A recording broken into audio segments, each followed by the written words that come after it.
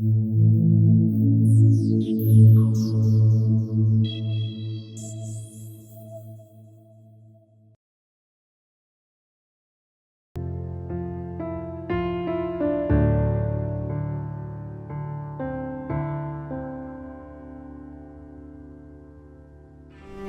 алумен өлең жыр оқылғанда, өртесе егер жүректі жалын ішкі, мәңгілікке аттанған жақын жанға, жеткізе алмай, айта алмай сағынышты.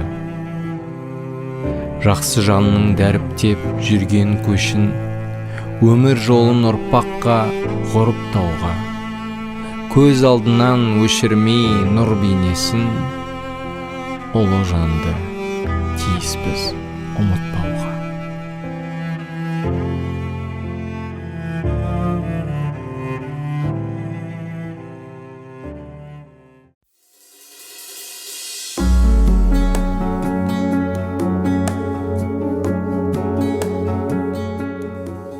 Анамыз Жұпар Смағұлқызы 1937 жылы қазіргі Атырау облысы Есбол, қазіргі Индер ауданына қарасты Қазбек ауыл советінде дүниеге келген. Балалық шағы соғыс жылдарының қиыншылығына тап болып, ерте есейіп, еңбекке де ерте араласуына тура келді. Соған қарамастан, білімге деген құштарлығы оны алға жетелеп отырды. 1953 жылы Гурьев педагогикалық училищесіне түсіп, оны 1957 жылы үздік аяқтады. Сол кезден бастап, жас маман ретінде мұғалімдік жолға қадам басты. Жас кезінен ақ балаларды оқытып, тәрбиелеуді өзіне өмірлік мақсат етіп алған ол, осы салада талмай еңбек етіп, саналы ғұмырын ұстаздыққа арнады. Сол 1957 жылы анамыз өмірлік серігі әкеміз Ғайни Ишановпен танысып, отау құрды. Екеуі қол ұстасып, шаңырақ көтеріп, берекелі ғұмыр кешті. Балалары Қайрат, Света, Ибатолла, Алима және Мадина өсіп жетіліп, бүгінде әрқайсысы өз отбасын құрып, әр салада еңбек етіп жүр.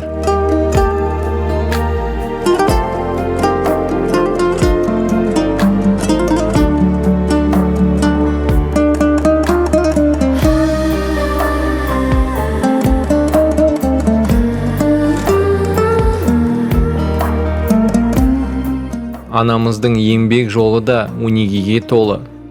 Алғашқы қызметін 1957 жылы Балықшы ауданындағы Октябрьдің 40 жылдығы атындағы мектептен бастады. Кейіннен отбасымен Гурьевке қоныс аударып, 1962 жылдан бастап нөмірі 11 мектепте бастауыш сынып мұғалімі болып, ұзақ жылдар жұмыс істеді.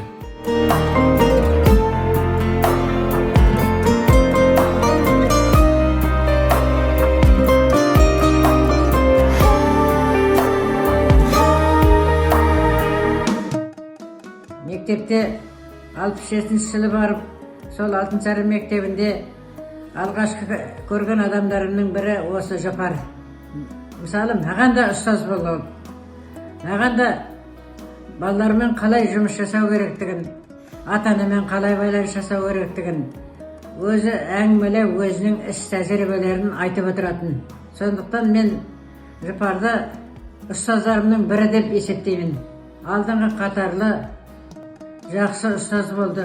Оқытқан шәкірттері үлкен қызметкерлер болып, қазіргі мезгілде өмір сүруде. Айналасы жайлы, ұқыпты, саналы, салиқалы болып, облыстағы басшымыз Ізмұхан Мұхамбет марқұм, Қадыр Жүсіп, солардың жинақтап шығарған кітабында ұлағатты білім ұясы деген біздің мектептің ұстаздары туралы жазылған кітаптың ішінде Жұпар бар.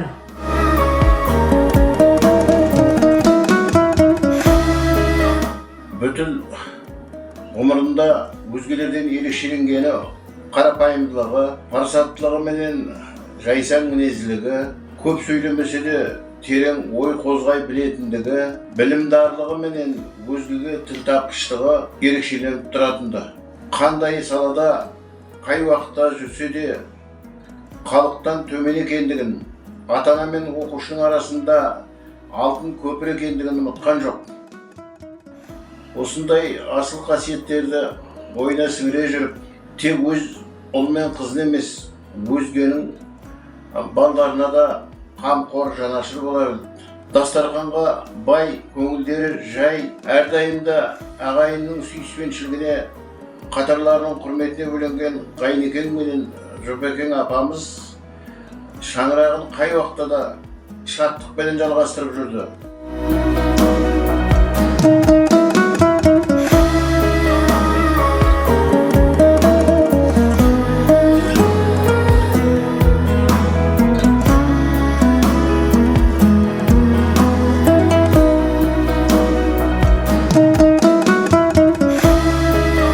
Балаларға алғаш әріп танытып, білімге баулыған ұстаз анамыздың мейірімі де, талапшылдығы да әр шәкірттің жүрегінде сақталды.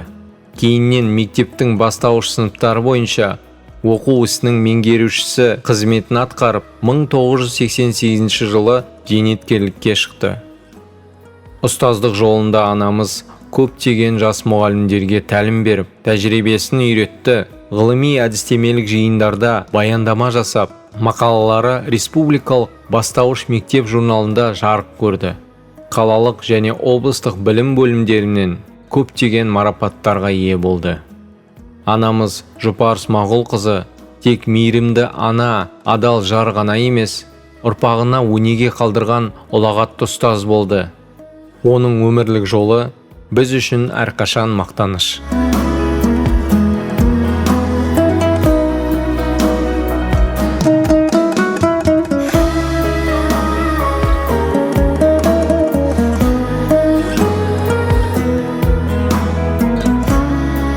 Қадірменді халқым, адамның адам болып қалыптасуына ең бірінші себепші ата-анасы, одан кейін қоршаған ортасы мен алғашқы ұстазы. Менің бағыма ең талантты, өте ұлағатты, адам жанын түсінетін, терең білімді Жұпар апайым жолықты. Ол өткен ғасырдың 1962 жылы еді. Оған да жарты ғасырдан астам уақыт өтіпті. Сол апайым арқасында мен Садықов Алмас болып қалыптасып, өз жолымды тауып, елге еңбек етіп, қазір құрметті демалыста жүріп жатырған жайым бар. Апайым жайлы еске алу сөзімді соңғы сапарына шығару жиынында айтқан болатын. Соны назарларымға тағы бір ұсынғым келіп отыр. Айрылдым ұстазымнан қасқағымда, шығарған өмір шыңның асқарына, үйретіп әліппені білім беріп, ризамыз түзу жолға қосқанына. Ең алғаш аттағанда мектеп төрін, көрсеткен жүру тұру бізге жөнін, тәртіпке шақыратын еркелетіп, басынан сипап тентек ұлдың көбін, сабақты түсіндіріп ерінбейтін, балаға қаталдығы білінбейтін, ұстамды қандай ғажап апай болды, түнімен дәптер қарап көз ілмейтін. Өсірді ұлқысында уақыт бөліп, қиындық қызығын да бірге көріп, ұрпағын адай әулет өрге сүйреп, бүгінде жатыр бәрі өсіп өніп. Есеннің қызы еді Жұпар апам, ұласты жақсылыққа берген батаң, істеген біліп білмей кемшілікті, әз апай, кешіріңіз болса қатам. Жұмақтың төрін берсін жасағаным, тілейміз ұрпағының бас аманын. Қоштасу жаназаға келіп тұрмыз, шәкірттер, тума, туыс, дос адамың. Алдынан жарылқасын ұстазымның, өтсген шәкірттермен қыс жазын мың. Ұмытпай, нұр бейнесін апайымның, жалғайық елге үлгі ұстанымын демекпін.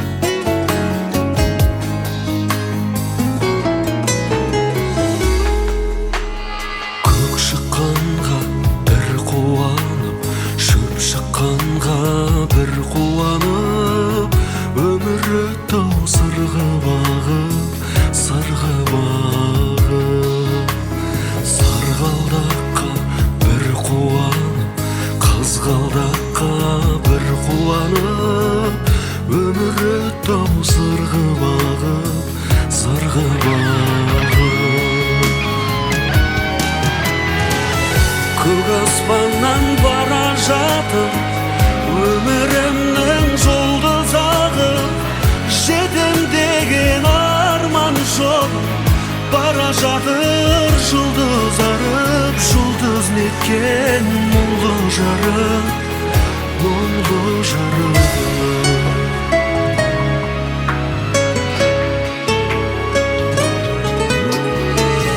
Өсем деген ұлды бағып, кетем деген қызды бағып, өмірімнің бара жатыр жұлдыз ағып.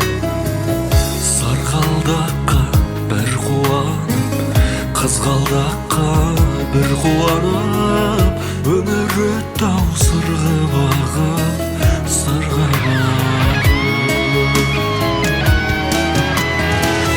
Көк аспаннан бара жатыр өмірімнің жұлдыз ағып, жетем деген арман жоқ, бара жатыр жұлдыз арып, жұлдыз неткен мұңлы жарық, мұңлы жарық.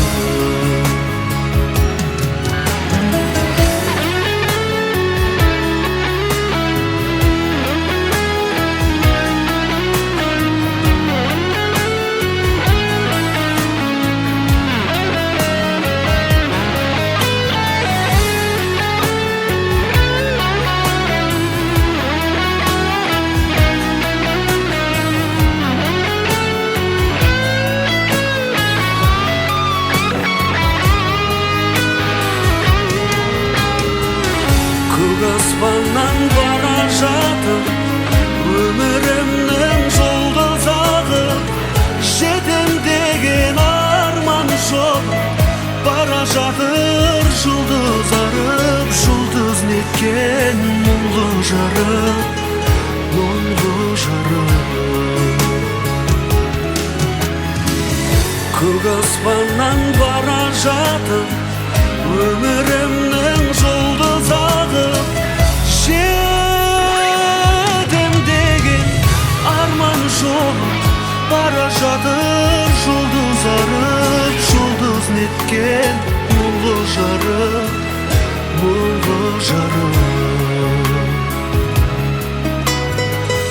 Көк шыққанға бір қуанып, шөп шыққанға бір қуанып, өмір өтті ау сырғы бағып, сырғы